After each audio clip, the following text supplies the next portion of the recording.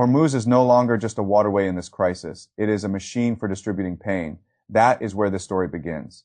Not in Islamabad, not in Washington, not in Tehran, in the structure of the strait itself, because once a crisis reaches Hormuz, it stops being something the main actors can keep to themselves. Pressure stops staying local. Every move made their throws costs somewhere else: oil prices, LNG flows, freight insurance, shipping schedules, inflation expectations, domestic politics in countries that do not control the waterway but still depend on it. That is the deeper story. Now, the real story is not that talks are shaky. The real story is that Washington and Tehran are each trying to make the rest of the world absorb part of the cost of their bargaining pressure. That is the master axis. America's blockade on Iranian ports is not just pressure on Iran. It is pressure routed through the world's energy and shipping system. Iran's willingness to keep Hormuz unstable is not just pressure on America. It is pressure routed through the exact same global system. That is why this crisis keeps widening. Each side is trying to turn a bilateral confrontation into a distributed burden that others are forced to feel. And once you see that, a lot of other pieces snap into place. Trump says the blockade stays until there's a lasting deal. Iran says it will not negotiate under threats. The vice president is still in Washington. The host city in Pakistan has prepared roads and security anyway. Xi Jinping has now personally called for the strait to reopen. A cargo ship coming from China and heading toward Iran has reportedly been intercepted and boarded by the United States. These are not scattered facts. They are all signals from the same system, a system in which pressure no longer remains inside the direct relationship between Washington and Tehran. It spills outward. That is what makes Hormuz different from an ordinary diplomatic crisis. A stalled meeting is one thing. A stalled meeting tied to a shipping artery that carries roughly 1/5 of the world's oil and liquefied natural gas is something else entirely. Because a strait like Hormuz does not just move energy, it moves consequences. And right now, both sides are trying to use that. Washington's theory is straightforward: keep the blockade in place. Make Iran feel pressure through its ports. Force Tehran to understand that there is no road back to normal passage and no road back to diplomatic breathing room until there is a real settlement. Tehran's response is just as clear. If the blockade remains, then what Washington calls diplomacy is actually coercion. And if Iran is forced to negotiate while its ports are still under blockade, then Iran is not being invited to a normal process. It is being invited to a room whose atmosphere has already been set by force. That is why Tehran keeps signaling that it will not negotiate under the shadow of threats. Most commentary treats that as a familiar talking point. It is much more than that. It is Iran saying that the issue is no longer just what the final deal would contain. The issue is whether the path to the deal is being built out of pressure in a way that makes the result illegitimate before the first concession is even written down. That matters because legitimacy is political capital. If Tehran shows up while the blockade remains, it validates Washington's sequence: pressure first, talk second.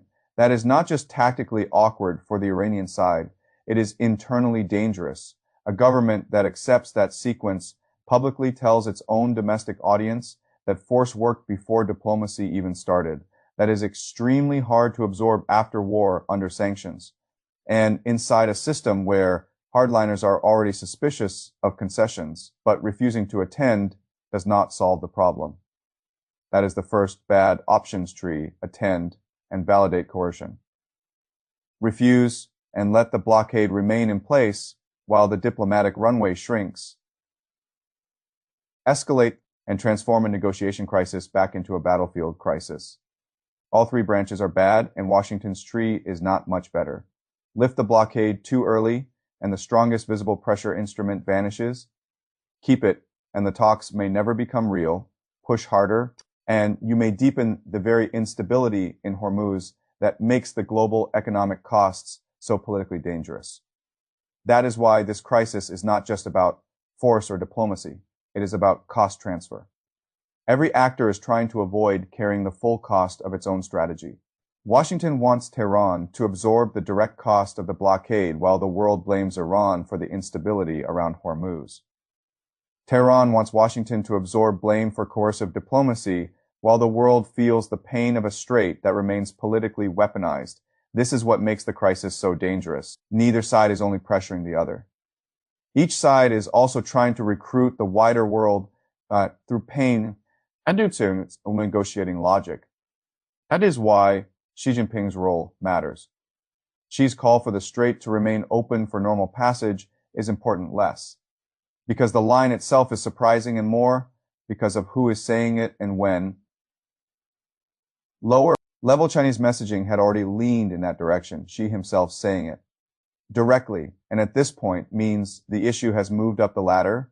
Beijing is signaling that the Hormuz crisis has become a strategic concern for China, not merely a talking point. That is logical. China depends on stable flows. China depends on predictable shipping. China does not want a world in which the United States uses a blockade on Iranian ports as part of a coercive bargaining structure, while Iran uses the strait as its answer. That is bad for energy, bad for trade, bad for prices, bad for planning. And then comes the reported interception and boarding of a ship coming from China and heading toward Iran. That is the moment when cost transfer becomes visibly international.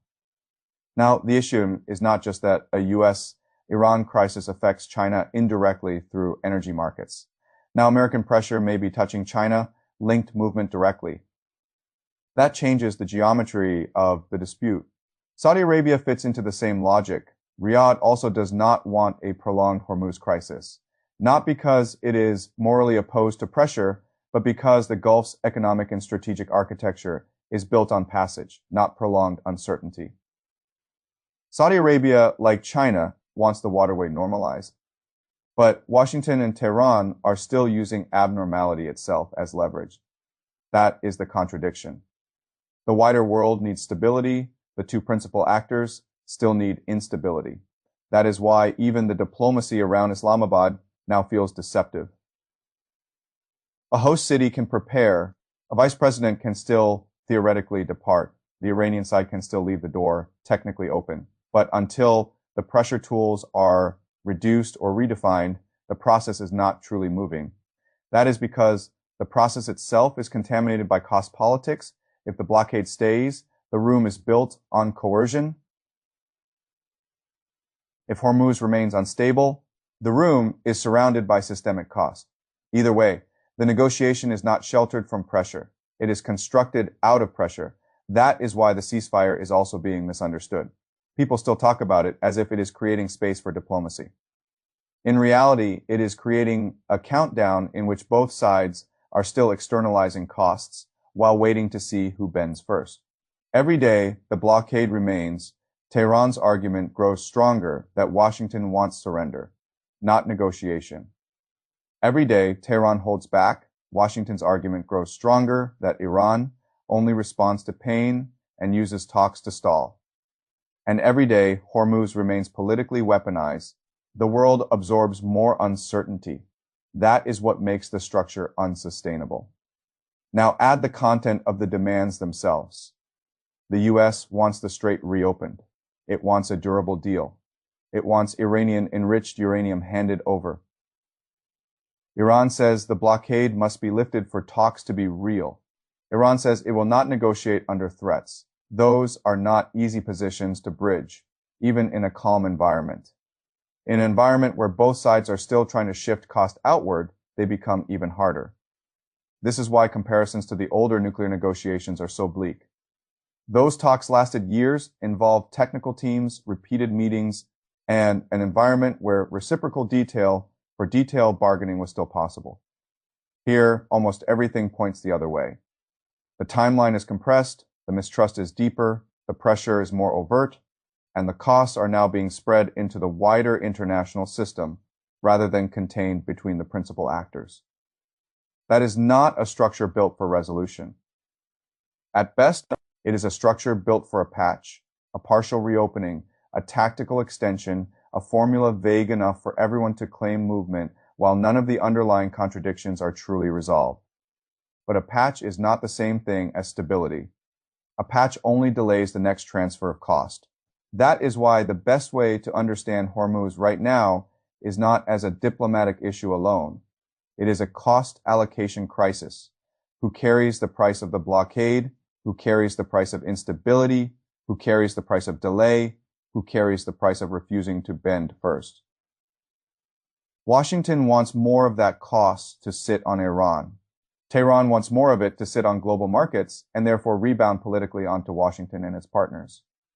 China wants less of it to touch Chinese energy security. Saudi Arabia wants less of it to destabilize the region. That is the hidden map beneath the visible diplomacy. And it is why the next serious break in this story may not come from a public failure of talks at all. It may come from the moment the distributed costs become too heavy for one of the outside actors to continue treating the crisis as merely a problem for Washington and Tehran. That is the larger judgment here. The danger in Hormuz is no longer just that diplomacy may fail.